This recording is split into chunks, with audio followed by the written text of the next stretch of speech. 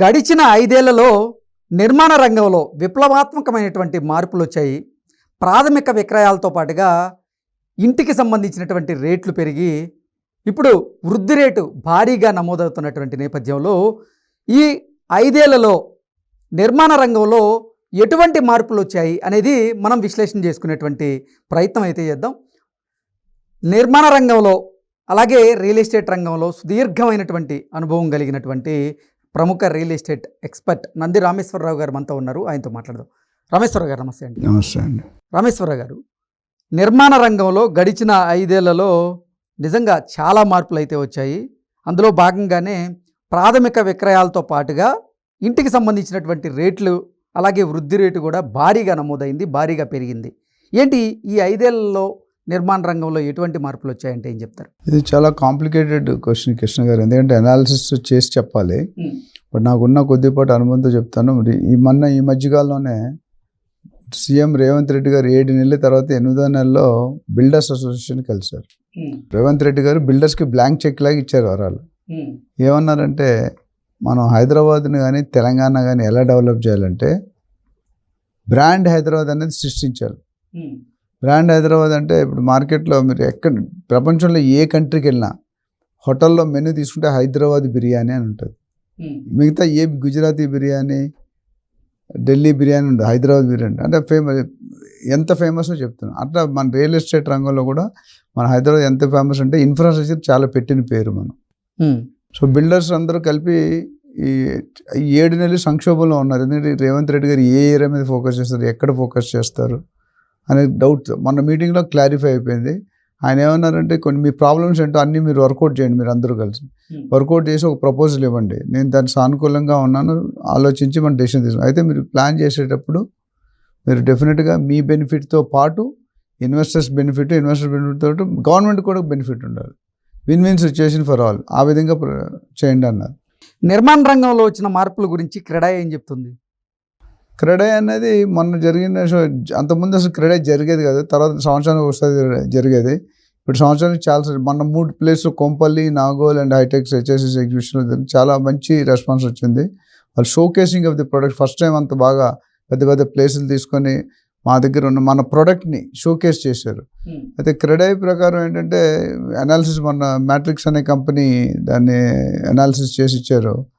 గత 5 సంవత్సరాల్లో దాదాపు 30% హైక్ ఎవ్రీ ఇయర్ జరుగుతూనే ఉంది. అంటే నిర్మాణ రంగంలో వృద్ధి రేటు 30% ఉంది. 30%, 29-30% ఉంది. ఈ సంవత్సరం చూసుకుంటే కనుక 2024 ఫస్ట్ 6 నెలలు హాఫ్ క్వార్టర్లో, అంటే 6 నెలల్లో మీకు దాదాపు 39,000 ఇల్లులు అమ్మకాన్ని పోయినాయి. అంటే 60,000 కోట్ల బిజినెస్ టర్న్ ఓవర్ జరిగింది ఈ ఫస్ట్ 6 నెలల్లో. అంటే చాలా పెద్ద అమౌంట్ అది. సో రియల్ ఎస్టేట్లో ఇంకోటి మనం ఆలోచించాల్సిందంటే లగ్జరీ కమ్యూనిటీ. 5 కోట్లకి పైగా ఉన్న ఖరీదైన ఇల్లులు కానీ భవనాలు కానీ ఏమైనా ఉన్నాయంటే దాదాపు 400-500% వృద్ధి రేటు చూశారు. ఎందుకంటే బయటికి 5 కోట్లు 6 కోట్లు సామాన్య ప్రజలు కొనుక్కోలేరు. కొనుక్కున్న సపరేట్ ఒక నిష్ మార్కెట్, ఒక సెగ్మెంట్ ఉంటుంది. సో అటు కమర్షియల్లో దూసుకెళ్తుంది, ఆఫీస్ స్పేస్లో దూసుకెళ్తుంది, రెసిడెన్షియల్లో హెచ్ఎండి పరిధిలో పోతుంది, డిసిసి పరిధిలో పోతుంది. ప్లాటింగ్స్ కానీ ఇండిపెండెంట్ గేటెడ్ కమ్యూనిటీస్ మీద ఎక్కువ మొగ్గు చూపిస్తున్నారు ప్రజలు. ఎందుకంటే city with in the city planning ఎట్లా ఉందంటే డబ్బులు పోయినా పర్లేదు, మనకు సుఖం ఉండాలి, సేఫ్టీ ఉండాలి, సెక్యూరిటీ. రియల్ టాక్స్లో ఒక సెల్ ఉంది ఏంటంటే ఇన్వెస్ట్మెంట్ అడ్వైస్ సెల్ అని. ఎవరైనా డబ్బులు పెట్టుకోవాలనుకుంటే ఏం పెట్టుకోవాలి, ఎక్కడ పెట్టాలి, ఎందుకు పెట్టాలి, ఎలా పెట్టాలి, గత 5 సంవత్సరాలుగా రేట్ ఎలా ఉంది, నెక్స్ట్ 5 సంవత్సరాల్లో రేట్ ఏముంటుంది, ఇవన్నీ అనాలిసిస్ చేస్తున్నాం. రియల్ ఎస్టేట్ అయితే మాత్రం గత 10 సంవత్సరాల్లో కేసీఆర్ గారు మిగతా డిపార్ట్మెంట్ ఎట్లా రియల్ ఎస్టేట్ మాత్రం సిటీలో బాగా పుంజుకుంది. ఆయన ఓట్లు కూడా మీరు చూసుకుంటే సిటీలో ఓట్లన్నీ కేసీఆర్ గారికి వచ్చాయి, సిటీ బయట ఓట్లన్నీ కాంగ్రెస్కి వచ్చాయి. ఎందుకంటే సిటీ బయట డెవలప్మెంట్ జరగలేదు. రేవంత్ రెడ్డి గారు కవర్ చేసి తెలంగాణ మెగా ప్లాన్ 2050 అని పెట్టారు. సో ఓవరాల్గా నిర్మాణ రంగం అయితే ముందుకు దూచుకెళ్తుంది రాకెట్ లాగా. ఇక నెక్స్ట్ రానున్న 10 yearsలో కూడా there is no doubt about real estate growth. ఎవరైనా ఇన్వెస్ట్మెంట్ పెట్టుకున్నారు భూమి మీద పెట్టి, అంటే ఇన్వెస్టర్స్ కానీ ఏజెంట్స్ కానీ బిల్డర్ కానీ రియల్ ఎస్టేట్ ఒక నియమం ఉంటుందండి, ఆకాశం అంత ఆశ, భూమాత అంత పేషెన్స్ ఉండాలి. ఎప్పుడైతే ఆశ అత్యాశ లెవెల్కి అయితే చీటింగ్ మొదలవుతుంది. సో రియల్ ఎస్టేట్లో మనకి పెట్టింది ఒకప్పుడు అగ్రికల్చర్ మీద డిపెండ్ అయ్యేవాళ్ళు ఇన్కమ్, తర్వాత ఫార్మా, తర్వాత ఐటీ, తర్వాత సాఫ్ట్వేర్, ఇప్పుడు లేటెస్ట్ రియల్ ఎస్టేట్ ఇవన్నింటినీ తన్నుకొని వచ్చింది. సో టుడే ఎవరైనా మీరు మిలియనర్ బిలియనర్ కనిపిస్తున్నారంటే వాడు డెఫినెట్గా రియల్ ఎస్టేట్ బ్యాక్గ్రౌండ్ ఉంటుంది. ప్రపంచంలో వారన్ బుఫెట్ కానీ, డొనాల్డ్ ట్రంప్ కానీ, బరాక్ ఒబామా కానీ 100 పేర్లు చెప్తాను నేను అట్లా, ఇంక్లూడింగ్ రిలయన్స్ కానీ, అదానీ కానీ, అందరూ రియాలిటీలో ఉన్నారు. ఈరోజు ఇండియాలో మారుమోగుతున్న పేర్లు అంటే అదానీ, అంబానీ, అంతే కదా. ఇండస్ట్రీలు మిగతా ఉన్నా కానీ అదానీ, అంబానీ, కొన్ని వేల లక్షల కోట్లు.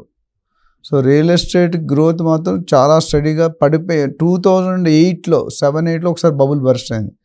బట్ అక్కడ నుండి గత 15 సంవత్సరాల్లో కూడా రియల్ ఎస్టేట్ పెరుగుతున్నది, తగ్గుడు ఎక్కడా లేదు. కరోనా టైంలో కొద్దిగా డ్రాప్ అయినా మళ్ళీ పికప్ అయిపోయింది. సో ఓవరాల్గా కన్స్ట్రక్షన్ మీద రియల్ ఎస్టేట్లో ఎవరైతే అటు ప్లాట్ వెంచర్స్, ఎన్ని వెంచర్స్ వస్తున్నాయి, వందల వెంచర్స్ వస్తున్నాయి. కన్స్ట్రక్షన్ హై రేజ్ బిల్డింగ్స్, కోకాపేటలో మీరు చూసారు, హై రేజ్ అంటే అన్లిమిటెడ్ బిల్డింగ్స్ ఫ్లోర్స్ ఇస్తున్నారు. ఆల్రెడీ సాసన్ ఒక టవర్ 57 ఫ్లోర్స్ కట్టారు. ఇంకా నెక్స్ట్ రాబోయే టవర్స్ 80-90 కూడా వెళ్ళే అవకాశం ఉంది. హైదరాబాద్ ఒక్క దగ్గరే FSI అంటారు, ఫ్లోర్ స్పేస్ ఇండెక్స్, అంటే ఒక గివెన్ ఏరియాలో ఎంత కట్టవచ్చు అనేది.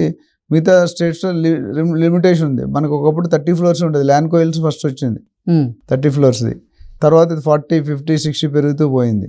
సో ఓవరాల్గా చూసుకుంటే రియల్ ఎస్టేట్లో మాత్రం బాగానే ఉందని చెప్పొచ్చు.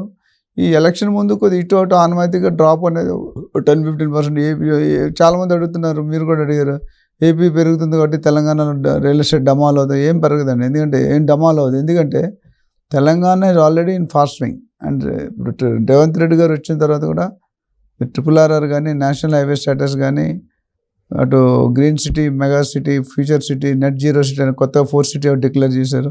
ఇవన్నీ కూడా ప్రణాళికలు అయితే బాగానే చెప్తారు, ఇంప్లిమెంటేషన్ చూడాలి. సో ఓవరాల్గా we have to wait. Real ఎస్టేట్లో నేను ఉండి చూసినప్పుడు అంటే లాస్ట్ 30 yearsలో చూస్తే 30 yearsలో లాస్ట్ 10 years విపరీతంగా పెరిగింది. అంటే ఆల్మోస్ట్ 5 yearsలో 2-3 times కూడా పెరిగాయి. అంటే మీరు 100 రూపాయలు పెట్టుకుంటే 300 రూపాయలు అయిన దాఖలాలు చాలా ఉన్నాయి. 200 అయితే 100% అయింది. బ్యాంక్ వాళ్ళు చెప్పినట్టు 1-2 years డబుల్ కాదు కానీ, బట్ 3-4 years డెఫినెట్గా డబుల్ అవుతుంది. మంచి ముంబై హైవే కానీ, బెంగళూరు హైవే కానీ, అట్లా వికారాబాద్ హైవే, ఒక్కొక్కటి ఈస్ట్ అండ్ నార్త్ కూడా ఫోకస్ చేస్తున్నారు. లుక్ ఈస్ట్ అనే పాలసీ పెట్టారు రేవంత్ రెడ్డి గారు మొదట్లో. ఓకే, అది ఇంకా స్టార్ట్ అవ్వలేదు, ప్లానింగ్ జరుగుతుంది. ఓల్డ్ సిటీకి మెట్రో రైల్ అనే ఐడియా ఎవరికి రాలేదు, ఎందుకంటే ఓల్డ్ సిటీలో ల్యాండ్ పూలింగ్ ఇష్యూ చాలా పెద్దది.